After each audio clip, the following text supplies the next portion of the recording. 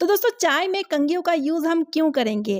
रोटी और चाय हम एक साथ में कैसे बनाएँगे? साथ ही में है कुछ ऐसा useful kitchen tips and hacks जो आपके घर के काम को बहुत ही आसान बना देंगे। Hello everyone and welcome back to my channel. कैसे हो आप सभी लोग? आई होप कि आप सब बहुत ही अच्छे होंगे। तो चलिए आज का वीडियो भी शुरू कर लेते हैं।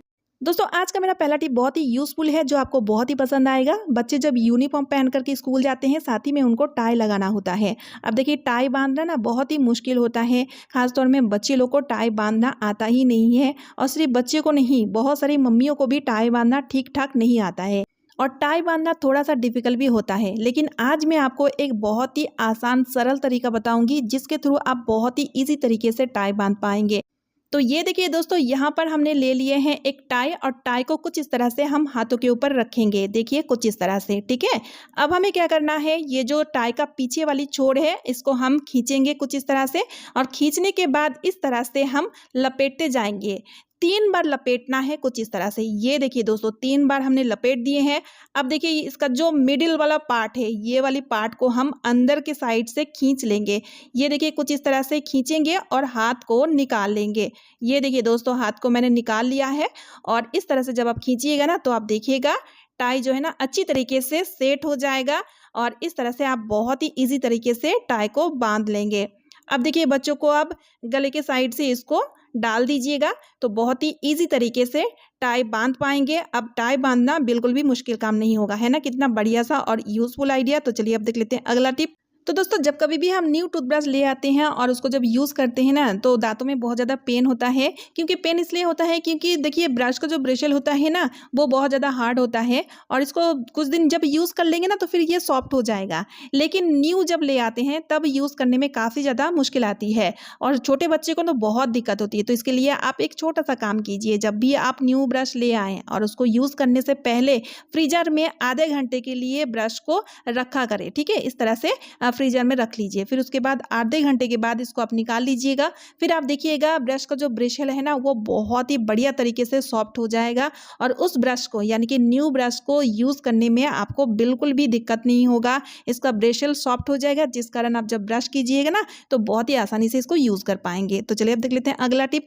अब देखिए दोस्तों आजकल के टाइम में ना बालों का झड़ना एक आम बात हो चुका है, यानी कि बहुत ही ज़्यादा हेयर फॉल होता है जिस कारण हम तरह तरह का रेमेडी मेडिसिन का इस्तेमाल लेते हैं फिर भी हमें अच्छा रिजल्ट बिल्कुल भी नहीं मिलता है। तो इसके लिए आप एक छोटा सा आदत बना लीजिए, दोनों हथेली का जो नेल्स है उसको वापस में इस तरह से रगड़ना है, ठीक है। तो जब आप खाली टाइम में बैठे हुए हैं, किसी से गप लड़ा रहे हैं, तब अब इस तरह से किया कीजिए। इससे कि आप देखिएगा हेयर फॉल धीरे धीरे करके बिल्कुल कम हो जाएगा, एकदम से ख़त्म ही हो जाएगा अगर आप रेगुलर इसको इस तरह से करेंगे।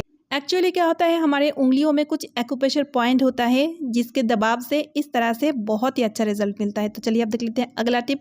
अगला टिप मेरा कंघियों को लेकर के है। कंघियों का यूज़ हम डेली करते हैं और सभी लोग करते हैं। अब देखिए दोस्तों घर में बहुत ज़्यादा मेंबर होने से क्या होता है ना, बहुत ज़्यादा कंघियों का यूज़ भी होता है और कंघी जब गंदा हो जाते हैं ना तो उसको साफ करने में कितना ज़्यादा मेहनत और कितना ज़्यादा टाइम लगता है ये सोचिए। क्योंकि कंघी में होता है बहुत ही पतला पतला सा ब्रिशल और उस ब्रिशल में जब गंदगी फंस जाता है ना तो उसको साफ करने में बहुत ही ज़्यादा टाइम लग जाता है, उसको साफ करने में बहुत ही मेहनत लगता है और अच्छे से साफ भी नहीं हो पाता है। इतना मेहनत करके आप देखिएगा अच्छे से साफ भी हम नहीं कर पाते हैं। तो इसके लिए बहुत ही बढ़िया सा एक उपाय लेकर आ चुकी हूँ।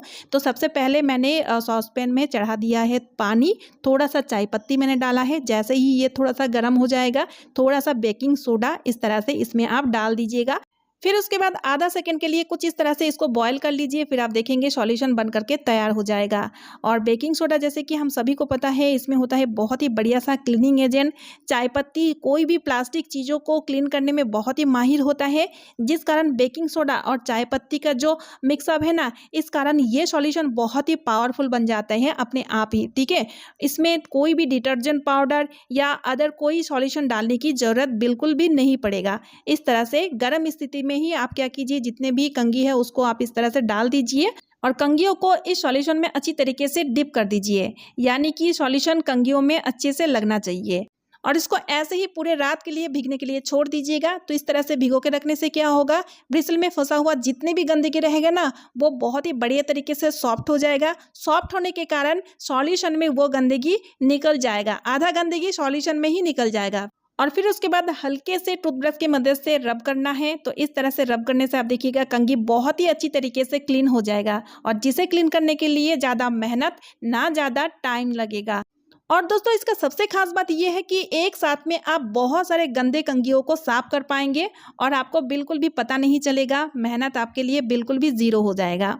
अब देखिए लास्ट में सॉल्यूशन को इस तरह से आपको क्या करना है, सिंक ड्रेन में डाल देना है क्योंकि ये सॉल्यूशन बहुत ही कारगर है। अगर सिंक ड्रेन जाम रहेगा ना तो वो देखिएगा आसानी से छूट जाएगा। फिर साफ पानी से इस तरह से कंघियों को धो लीजिए, फिर आप देखेंगे आपका कंघी जो है ना वो चमक उठेगा। आई होप ये ट्रिक आपका बहुत ही काम आएगा। तो चलिए देख लेते हैं अगला टिप। दोस्तों अक्सर कई बार ऐसा होता है सुबह का या तो फिर रात का 2-4 रोटी कुछ इस तरह से बच जाता है और ये बची हुई रोटी कोई भी खाना पसंद नहीं करता है क्योंकि ये बची हुई रोटी जो है ना थोड़ा सा सख्त यानी कि हार्ड हो जाता है। तो इस तरह से ये सख्त वाला रोटी खाने में मज़ा भी नहीं आता है, जब तक इसको गर्म ना करें तब तक ये सॉफ्ट नहीं होगा।